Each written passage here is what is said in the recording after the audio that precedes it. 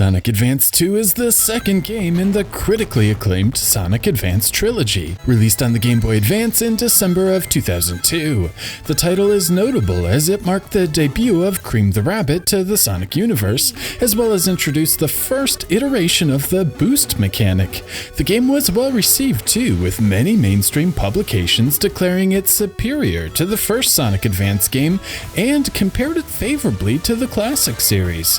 IGN scored the game a 9 out of 10, stating, "As good as the original Sonic Advance was, the sequel is a much better platformer." GameSpot agreed, giving the game an 8.2, noting, "All of the changes and improvements combined to form the first truly original 2D Sonic game since Sonic the Hedgehog 2 landed way back in 1992. Eurogamer offered a similar conclusion, scoring the game a 9 out of 10, proclaiming, "It takes a tried, tested, and thoroughly flogged old genre and injects some more speed and ingenuity into it." So, has Sonic 2 held up after 15 years? Let's take a look. Sonic Advance 2 opens with a level, actually. There are no cutscenes, no Eggman, and not even an attract screen offering any clues as to what is going on. Instead, Sonic gets dropped into Leaf Forest and the game begins. Needless to say, Sonic Advance 2 is not a story-driven game. However, there are cutscenes. In the first fight against Eggman, for example, one can clearly see Eggman with a death grip on Cream the Rabbit, and upon defeat, Cream is formally introduced. She advises her mom is in trouble, but Sonic ain't got time for that. This continues with the third boss fight. This time, Tails is tied up and Sonic rescues him, and then promptly races off. Finally, Knuckles finds himself in a precarious position, with Sonic poking fun at him before bidding farewell. Even the end credits don't offer much narrative, just some sepia-toned stills with little context. It's a curious decision for sure, but sets the tone for the adventure. Sonic Advance 2 has no time for story because this game is about one thing: speed. This, of course, has been a staple of the series since the first game, although Sonic the Hedgehog for the Genesis also featured a healthy dose of platforming, with a sort of yin and yang flow to each zone. First a speed zone, then a platforming zone. The ratio of yin and yang would vary across the 2D titles, but Sonic Advance 2 forgoes platforming almost completely and focuses mostly on speed.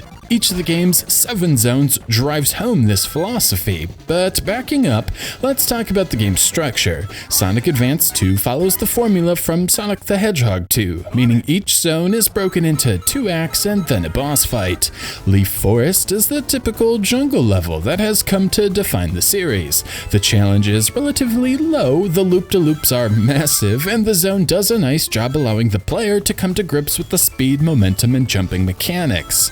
Hot Crater is a lava theme. While not all that different from Leaf Forest structurally, a few new gameplay elements are introduced, including dash circles and bungee-like obstacles.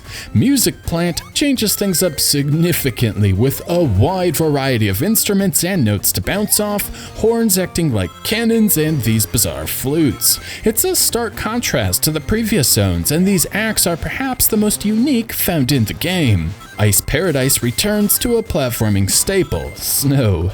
New here are some ball things, along with a large half-pipes letting characters walk along the wall. There are also icy areas where each character will slide on their butt, but other than these icy slides, there are no slippery surfaces to race along, which is nice. Sky Canyon represents both a rocky land as well as runes, killing 2 birds with 1 stone. Plenty of new gimmicks are introduced here, including large fans, tornadoes, floating springs, and these windmill things, rocketing the player in a different direction depending on how it was entered. Techno Base is visually different, with a cyberspace rave vibe. The new element here are blocks launching the character, but other than these blocks and the flashy colors, everything else is old hat. This brings us to Egg Utopia, Eggman's base. The new gimmick here is anti-gravity. While I usually don't like gimmicks like these, as the player usually isn't given a sufficient chance to adapt or learn the altered controls, it works well here, giving a unique visual change, obviously changing the jumping direction, without feeling like a giant pain. There are also platforms the character can ride on, if they so choose. While each of the 7 zones offers a different amount of unique obstacles, what each each has in common is the overall flow, focusing on speed instead of jumping proficiency or enemy combat. In fact, the biggest addition to Sonic Advance 2 is the boosting.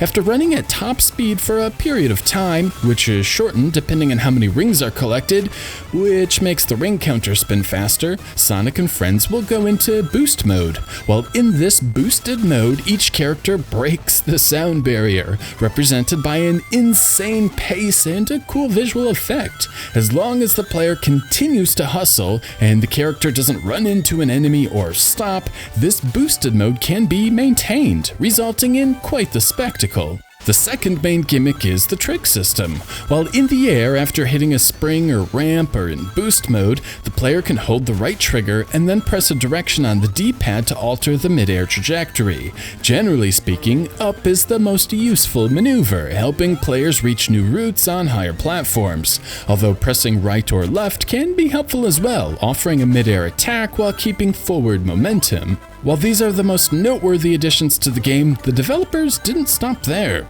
Sonic Advance 2 contains a wide array of attacks. Sonic can homing attack, double spin attack, and skid attack. Tails has a tail swipe, and Knuckles has a double punch.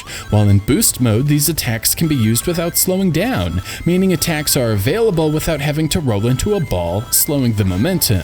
Things don't stop there either. Each character also has a downward attack while in the air, though I rarely found this useful.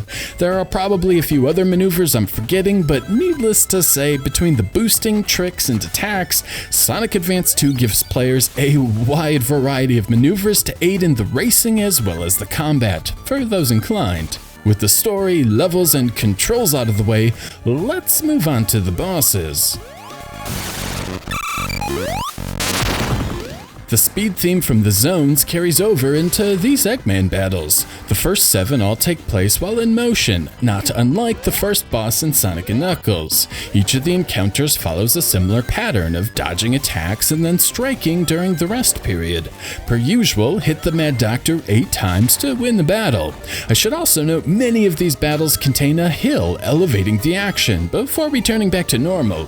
It doesn't seem like much, but this little wrinkle in the level geometry drastically changes the boss fights for those including them, but more on that later. The main campaign then wraps up with the final level, XX. Surprisingly, this starts as a boss rush against all 7 bosses. Thankfully, the hit requirements are reduced from 8 to 4, helping this progress a lot faster. Once a player clears these 7 robots, the final boss is revealed. In a change of pace, the action actually stops and the player battles Eggman's final creation on stationary ground. The concept doesn't change though. Strike during the rest period and avoid attacks. Simple stuff. With Eggman defeated, Cream is reunited with her mother and the game comes to an end. Yeah, this is the whole story. Cream's mother was kidnapped, Sonic rescues 3 friends who then become playable characters, then Cream's mother is rescued. That's it. Then, of course, the credits roll.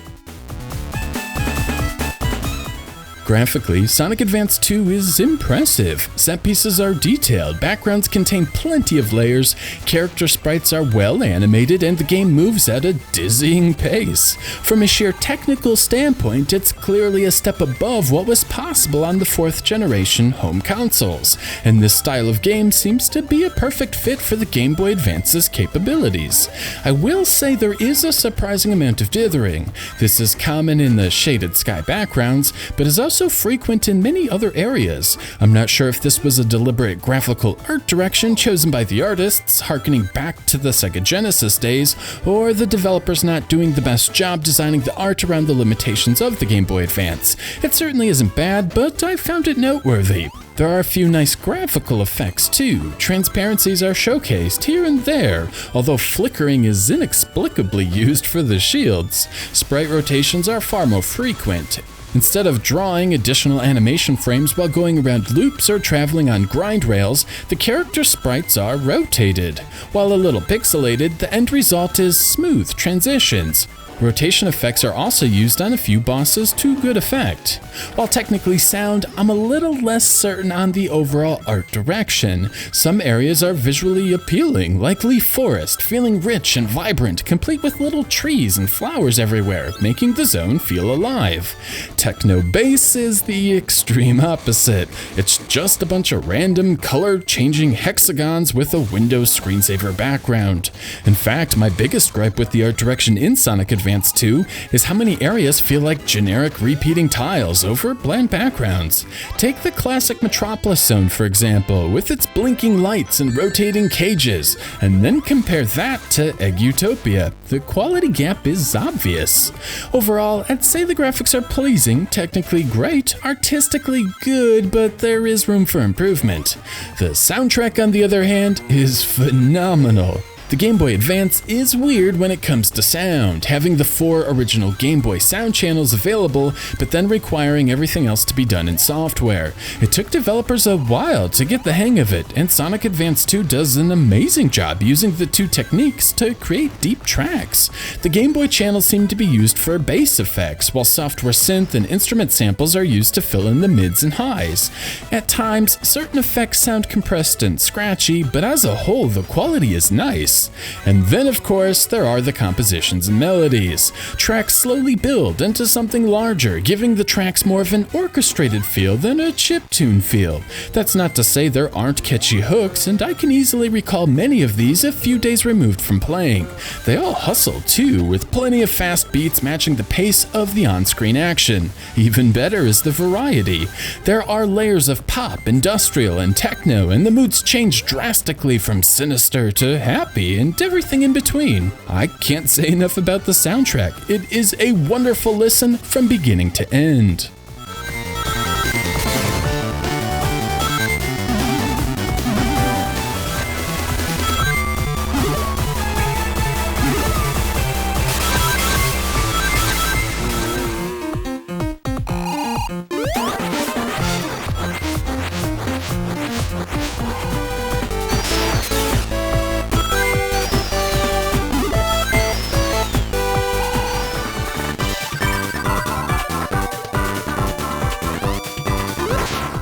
So, with all of that out of the way, we arrive back to the question asked at the beginning of the video. Has Sonic Advance 2 held up after 15 years? First, what I dig about Sonic Advance 2 is how it feels sufficiently different than the Sega Genesis games. I say that because the Game Boy Advance has a drastically reduced resolution compared to the Genesis, almost half in fact. This means if the game followed the same design philosophy of the originals, there would be some serious screen crunch and a plethora of surprise enemies, resulting in a lot of frustrating moments. I applaud the developers for trying something different, working within the confines of the limited screen real estate. As I noted in the beginning of the video, platforming isn't the focus of Sonic Advance 2. Instead, speed and momentum are the name of the game. Platforming and combat are then replaced with the trick system. Holding right would make for some bland gaming, but as the game moves so fast, there is no real way to offer precision platforming. Instead, the boosting mechanic works to keep Sonic at speed, with springs and ramps offering a brief reprieve, forcing the player to react while having all of the visual information available on the small screen. Generally, this is tricking up to a higher platform or to the right to smash an enemy. The boosting also serves to effectively replace rolling into a ball. When boosting, the obstacle and enemy placement generally works in a way where collisions are avoided by the act of moving fast. This acts as a sufficient reward for skilled play, giving players an incentive to snatch rings, enter boost mode, and then maintain the boost. Admittedly, this can make the game shallow at times, but I feel it works around the hardware limitations and avoids the screen crunch issues other franchises had when being shrunken down to the small screen. However, all is not perfect. While I appreciate the developer's intent, the execution is at times lacking. In fact, Sonic Advance 2 is littered with poor enemy placement. Tricking into enemies happens far too frequently, where one feels they are following the flow the level designers created, only to get hosed by a random enemy. spikes are even worse. Again, I like how the developers seem to try to make speed and momentum the name of the game, rewarding skilled play with new areas and faster routes to the exit. However, sometimes the simple act of moving forward results in smacking straight into an unavoidable spike. In a way, it feels like a tease, tempting the player to race as fast as they can, only to punish the player when they oblige. Thankfully, rings aren't useful for anything other than racking up lives or acting as a hit point, meaning losing them isn't a big deal, but still, there is a certain level of cheapness found in Sonic Advance 2, and I wish some of these zones were more polished. Speaking of unpolished, the bosses are a bit of a mess. On my first playthrough, I absolutely hated these, every single one of them. And the boss rush to conclude the game was one of the most depressing gaming moments of recent memory. However, after a couple of playthroughs with each character, I found some of the bosses are actually alright. More so with Knuckles and Tails though. The Egg Hammer Tank is a simple enough first boss and finally gives a purpose to the melee attacks of Knuckles and Tails. The Egg Bomber, on the other hand, is mostly terrible. This is where those hills become a problem. Like the classic Sonic games before it, the physics in Sonic 2 are terrific. This means jumping while moving down a hill results in a different jump arc. Unfortunately, the programmers did not take this into account when it comes to the timing of the cannon fire. Needless to say, the player can expect to jump into explosions often. The Egg Totem is more middle of the road. The boss has 3 different sections launching out, forming platforms for the player to jump across, leading the way to Eggman. Sometimes the incoming fire can be tough to avoid, but all in all, this boss is mostly frustration-free while offering a sufficient challenge. The same cannot be said for the Arrow Egg. Like the Egg Bomber, the hills are what ruins this boss encounter. Eggman drops bombs at a regular interval, but this doesn't coincide with the hills, resulting in moments where avoiding the exploding missiles is a near impossibility. The Egg Saucer is another boss sure to give first-time players a real headache. This wheeled contraption contains 3 different parts. First is a giant hand capable of one-hit deaths if the palm hits the player rather than the fingers. Second is a laser, which is surprisingly tough to avoid. Finally, there is the part the player needs to hit 8 times. While some may be more skilled than myself, I struggled on this boss on my first few tries, and sadly, if one runs out of lives, they are taken back to the beginning of the zone upon game over. This means trekking back through Sky Canyon Act 1 and Act 2 before getting another try at the boss. However, with Tails and Knuckles and a little trial and error, this fight is fun. First, the laser can be taken out, removing the nuisance completely. Second, the melee attacks are much easier to perform than a jumping attack, alleviating the tiny hitbox of the boss. Next is the Egg Go-Round. This is another maddening boss, requiring a lot of practice. The player is required to jump off a platform to inflict damage to the cockpit. Unfortunately, the platforms are either unstable or will grow spikes, making things tricky. Finally, a series of 3 projectiles will launch at the player, which can be hard to avoid with those hills. But like Egg Saucer, this becomes enjoyable after learning all of the nuances. For one, there is an audio cue and a visual cue before any of the obstacles engage. This gives the player time to hop off a platform before the spikes appear or get into position to avoid the 3 projectile pattern. Once all of the patterns are learned, this becomes a nice test of skill. It still sucks the player has to replay the entire zone when they inevitably run out of lives, however. The last normal boss is the Egg Frog. This follows the anti-gravity gimmick of the Egg Utopia zone. I feel like the developers intended for the player to turn into a ball and then switch the gravity to inflict damage, but this doesn't work in practice. Instead, well-timed jumps are the name of the game here.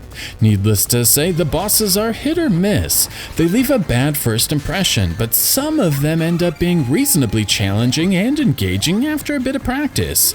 However, the hills ruin a couple of them, and the player can't fly or glide during these. Trying to perform these staple moves will send the player to the edge of the screen, which is lame.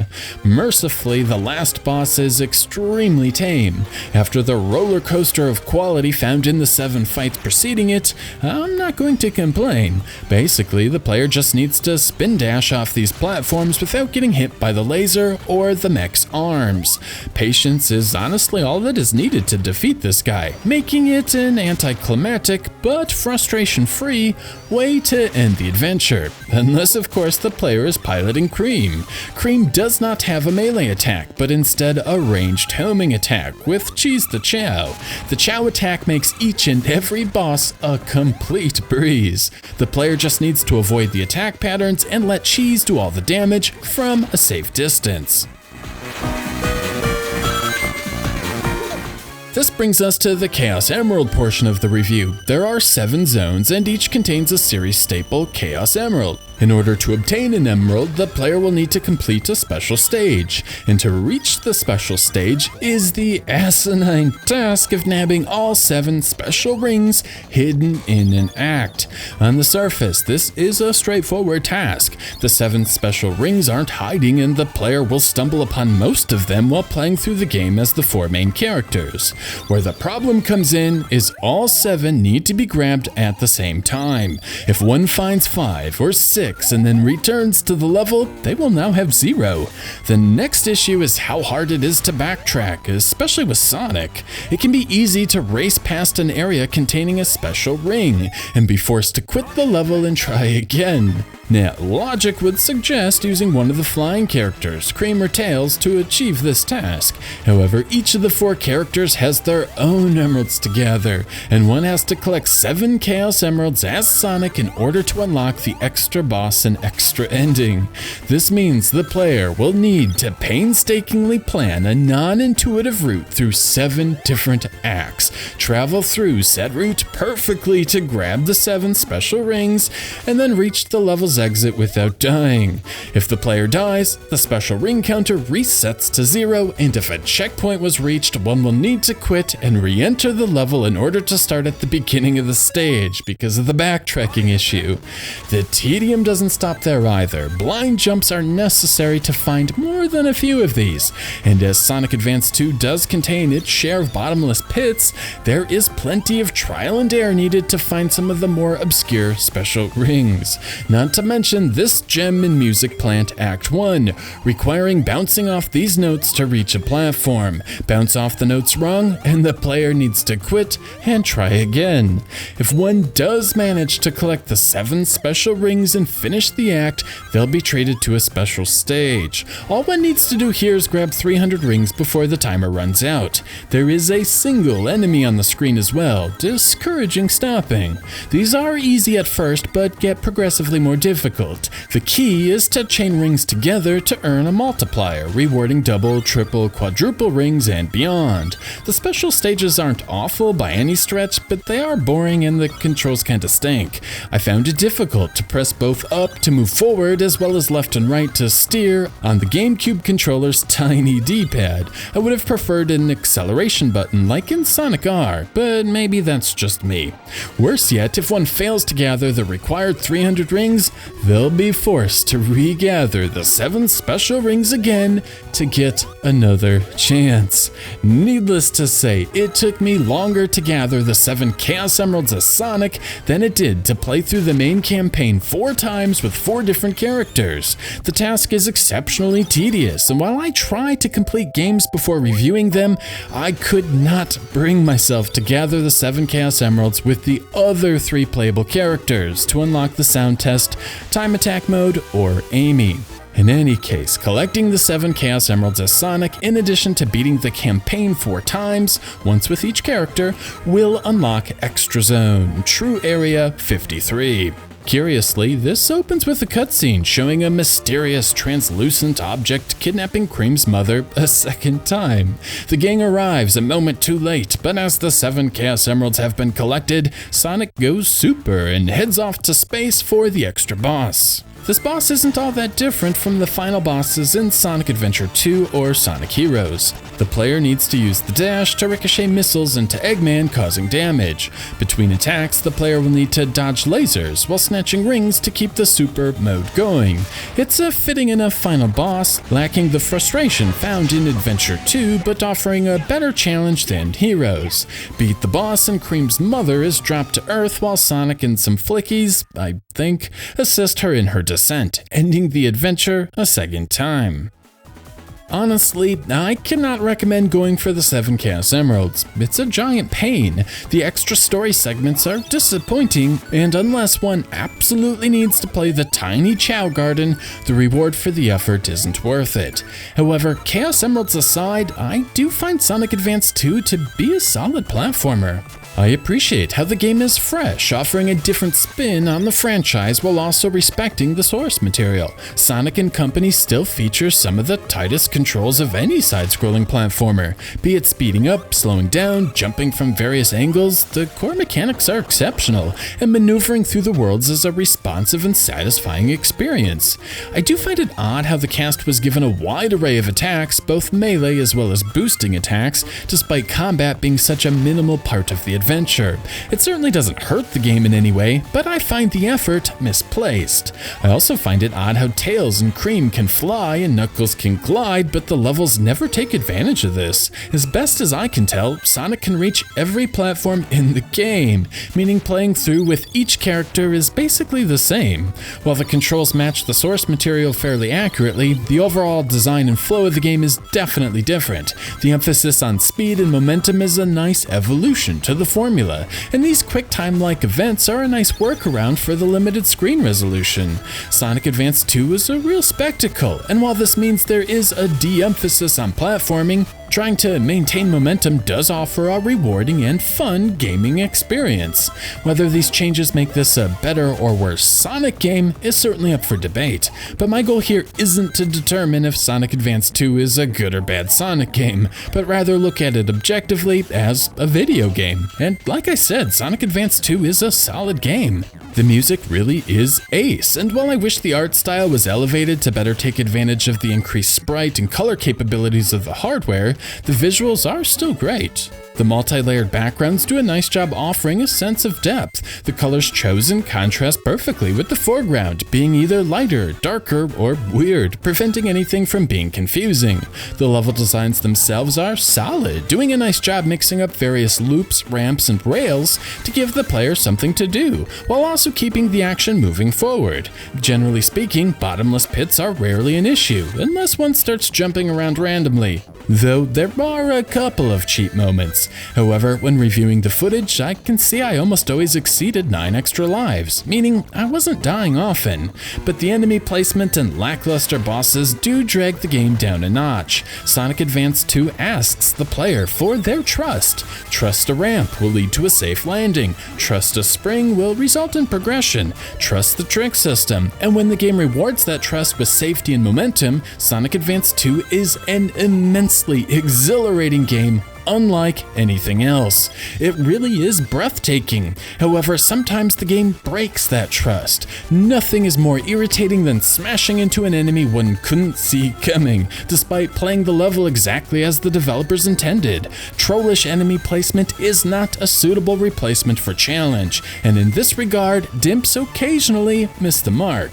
Like many Sonic games, Advance 2 might not give the best first impression, especially when it comes to frustrating bosses, odd obstacle placement, and occasional pits, but I rather enjoyed my time with Sonic Advance 2. Selecting Cream the Rabbit and blasting through 14 acts while cheesing bosses offers a terrific hour of platforming bliss that I can return to time and time again.